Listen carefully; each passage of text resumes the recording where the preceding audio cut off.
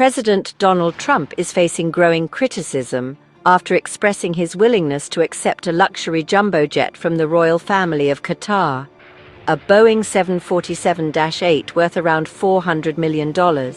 If the deal happens, it would be the biggest foreign gift ever received by the US government.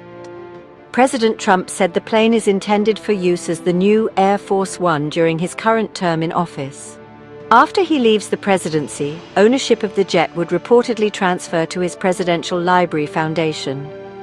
The plan has sparked legal and ethical concerns because the US Constitution, specifically Article 1, Section 9, says federal officials, including the president, can't accept gifts from foreign governments unless Congress agrees. This rule was created to prevent any foreign power from gaining influence over American leaders. Many critics, including lawmakers from both sides, are warning that this could break that rule.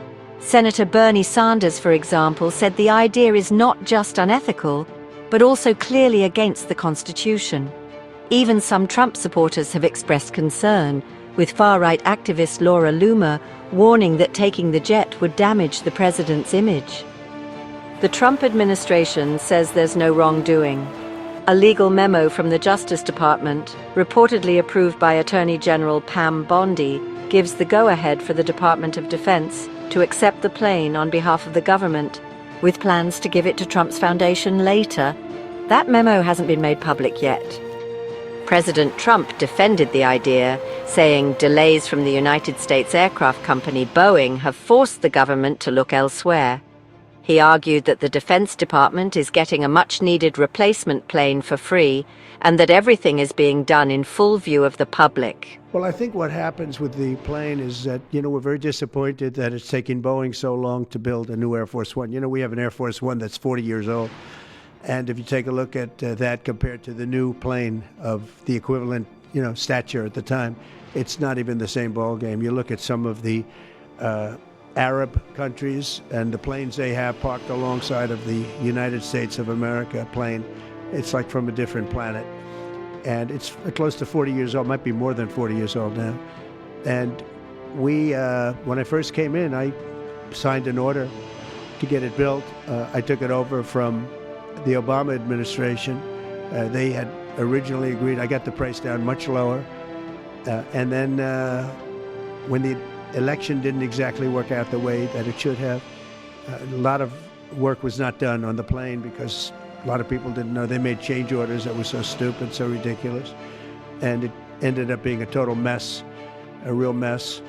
And when I came back, I said, by the way, what's going on with the Boeings that are coming in? Well, sir, they're way behind. And they are, they're way behind. They were way behind. Another mess that I inherited from Biden. And it's going to be a while before we get them.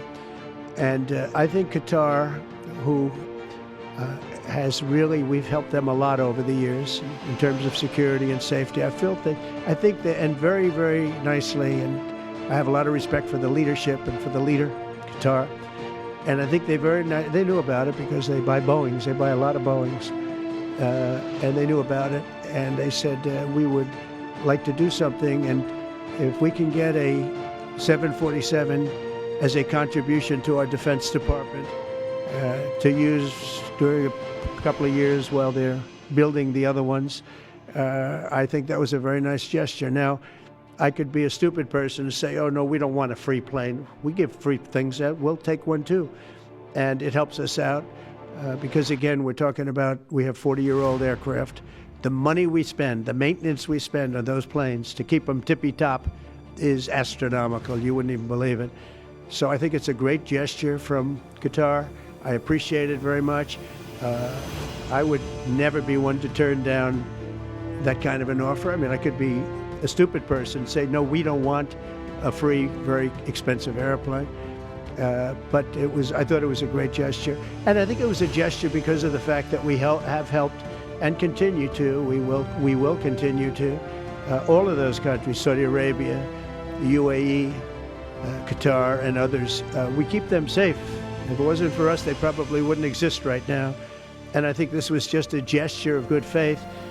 And I don't get it. Someday it'll be like Ronald Reagan. They decommission them. You know, they get to a certain age, they decommission them. It'll go to my library. They're talking about going to my library in years out.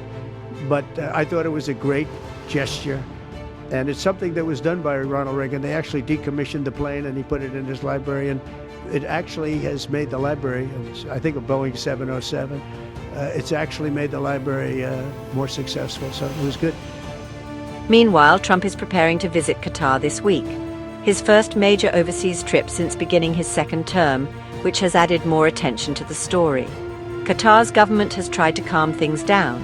A spokesperson said no final decision has been made, and that legal teams in both countries are still reviewing the possible transfer of the jet.